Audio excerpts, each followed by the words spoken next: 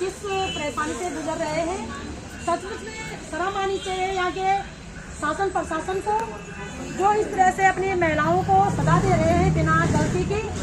एक तरफ आप रिश्तेदार लो, तुम्हारी बेट पर लो है ना, ये रिश्तेदारी निभाना समय छो, और तुम लोग इन तरह से टॉर्चर करना, पैसा तो नहीं आ रहा। अगर कोई कुछ भी बोले तो पैसे थे, वो मनुष्य से बढ़कर तो छानी हो है ना, तो तुम लोग इनको परेशान कर रहे हो, ये उचित बात नहीं है। सुमन बहन जो आपसे परेशान होनी ना, और दो टोक बोलो मुख्यमंत्री जी से, सर हम आपसे मिल गए हैं, आप किस प्रकार से इसमें हमारी हेल्प कब तक करोगे, वरना सर हम आत्महत्या करने तो तैयार बैठे हैं। तो मैं पहले ये प्रश्न पूछना चाहूंगी अपने सूबे के मुख्य नागरिक से कि हमने गलती कहाँ पे की, आप हमारी गलती बताइए। हमने आप पे विश्वास करके क्या यही गलती की कि हमने आप पे विश्वास किया, अपने केंद्र सरकार पे, अपने राज्य सरकार पे, अपने कृषि मंत्रालय पे, अपने सहकारिता मंत्रालय पे हमने विश्वास करना क्या सबसे बड़ा गुनाह था हमारा। आज हम किस चीज की सजा पा रहे हैं, आज हमें आप हमसे मिलिए, आप हमें बताइए कि हम किस चीज की आप हमें सजा दे रहे हैं। क्योंकि कई लोग हैं कमेंट में भी गलत कर रहे हैं कि मोटा कमीशन खाया, बाहर देश गए, चाहे कहीं भी गए तभी जब ये योजना हमारे उत्तराखंड में आई। बिना योजना के तो हम अपने आप तो उड़ के गए नहीं। जब ये योजना आपके द्वारा हमारे राज्य में, हमारे देश में लागू हुई, तभी जाके हम बाहर देश गए। हमने मोटा कमीशन खाया, चाहे हमने थोड़ा कमीशन खाया, लेकिन तभी खाया जब ये योजना आप हमारे राज्य में, हमारे देश में लेके आए, है ना। चाहे कुछ भी हो, कोई भी छोटी से छोटी भी अगर कोई भी संस्था खुलती है या कुछ भी खुलता है तो बिना परमिशन के कुछ भी नहीं खुल सकता है, बिना लाइसेंस के कुछ भी नहीं चलता है, बिना रजिस्ट्रेशन के, बिना पंजीकृत संख्या के हम कुछ भी अपना डिपार्टमेंट नहीं खोल सकते हैं। ये परमिशन आपने ही ठगों को हमारे देश में, हमारे राज्य में खोलने की दी है और हमें लूटने की दी है। तो मैं अपने मुख्यमंत्री जी से पूछना चाहूंगी कि हमने क्या गलती की, आप हमारी गलती बताएं। आज हम तिल तिल करके मर रहे हैं, सब लोग हमको परेशान कर रहे हैं, सब बोल रहे हैं कि हमारा पैसा लाओ। अब उनका जो हमने उनको समय दिया था वो भी पूरा हो गया है, हमने उनको लास्ट जून और जुलाई बता रखा है। तो मैं अपने मंत्री जी से पूछना चाहूँगी कि आप हमारे समस्या का समाधान कब तक करेंगे। 11 जून को हम आपसे मिलने आए थे देहरादून, तो तब आपने कहा था कि हाँ मैं महिलाओं के दुख से दुखी हूँ, मैं उनकी हेल्प करना चाहता हूँ, उनकी मदद करना चाहता हूँ। तो मुख्यमंत्री से मेरा निवेदन है कि जल्द से जल्द आप अपने शब्दों पे अमल करें। आपने जो हमें कहा है, हमें दिलासा दिया है, बस इन्हीं शब्दों के कारण हम शायद जुलाई तक जिंदा रह पाएंगे। आपके इन्हीं शब्दों के कारण हम जिंदा हैं कि आप जुलाई तक हमारा कुछ न कुछ भला करेंगे। 11 जुलाई से पहले अगर आप कुछ जो इमरजेंसी फंड है, राहत कोष है, उसके द्वारा हमारा भुगतान करने की कृपा कीजिएगा। हम लास्ट हमारा बस यही आपके शब्दों के कारण जिंदा हैं, क्योंकि हमने अब लास्ट बार है आप पे विश्वास करने का, नहीं तो जितने भी लोग हमारे पीछे पड़े हैं हम उनको भी लेकर और खुद भी आकर आपके आवास में आकर अपने को फांसी दे देंगे या अपनी आत्मदाह कर लेंगे, जिसकी पूर्ण जिम्मेदारी आपकी होगी। हमने आपको बहुत मौके दे दिए हैं, शायद इतना मौके हमें जो हमारे मेंबर हैं वो भी नहीं दे रहे हैं, वो भी अब हमें लास्ट वार्निंग देके हमें छोड़ रखा है कि जुलाई आपने लास्ट बोल रखा है, जुलाई के बाद हमें कोई भी छोड़ने वाला नहीं है। सब हमारे घरों में आ रहे हैं, सब हमको धमकी दे रहे हैं कि तुम्हारा बहुत हो गया, तुम बहुत झूठ बोल रहे हो, हमें घुमा रहे हो, हम किस किस को जवाब दें। तो मुख्यमंत्री जी से मेरा हाथ जोड़ के यही निवेदन है कि जल्द से जल्द अपने शब्दों पे अमल करें। हमारे जो हित है, जो आपके राज्य का हित है, जो आपका दायित्व है, इसको पूर्ण करें जल्द से जल्द, नहीं तो महिलाओं का बहुत ही उग्र रूप आपको देखना पड़ सकता है। लेकिन मुझे पूर्ण विश्वास है कि हमारे मुख्यमंत्री जी इस हद तक नहीं होने देंगे, बात को यहीं पे कंट्रोल कर देंगे। तो जल्द से जल्द हम लोगों का भुगतान करने की कृपा करें। धन्यवाद। तो यहाँ पे इस प्रकार से महिलाएं, कोई जानकारी नहीं थी, लोगों ने मेरे को जबरदस्त इसमें जोड़ा।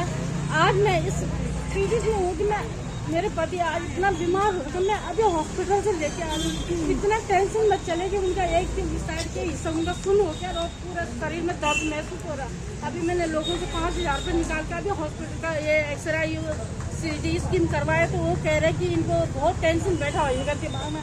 अगर आज मेरे पति को कुछ होगा तो इसके जिम्मेवार कौन होगा। मैं इतना परेशान हूँ, मैं अभी हॉस्पिटल का अभी खाना नहीं खाया मैंने।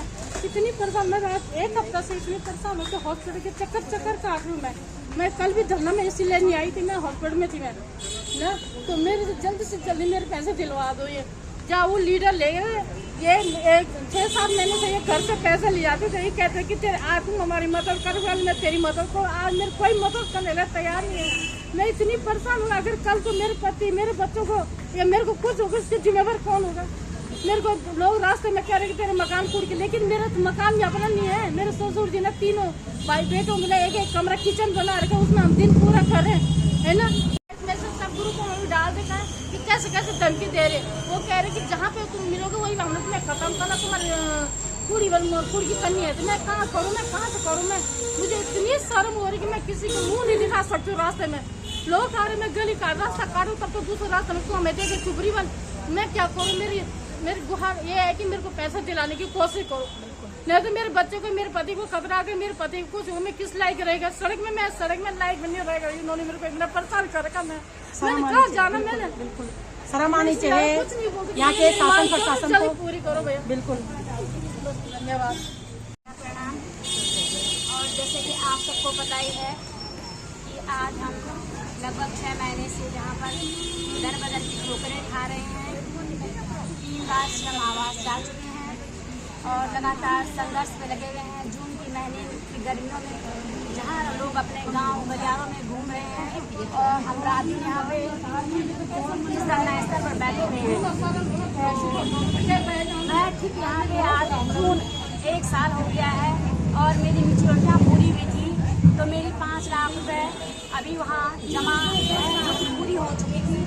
और उन कस्टमरों के द्वारा इतना हमें प्रताड़ित किया जा रहा है कि अब हम मानते हैं कि गलती हमसे हुई है, क्योंकि हमने सहकारिता पे विश्वास किया है और अपनी सरकारों पे विश्वास किया है, लेकिन ये गलती हमारी इस समय अंतिम गलती मान ली जाए और आगे न हम सरकार को कोई महत्व देने वाले हैं, क्योंकि अगर सरकार के नाम पर अगर हमारे साथ इतना बड़ा धोखा होता है, इतनी बड़ी हमें सजा मिलती है, तो हम ये गलती फिर दोबारा कभी नहीं करेंगे। अपने राज्य सरकार, केंद्र सरकार से कि आज 1 साल हो गया है, 1 साल से हम जिन लोगों का पैसा पूरा हो रखा है जब उसे वापस नहीं दे पा रहे हैं, तो हम बहुत परेशान हैं और हमें ये पता भी नहीं था कि अब हमारे साथ सिस्टम में ये फ्रॉड होने वाला है।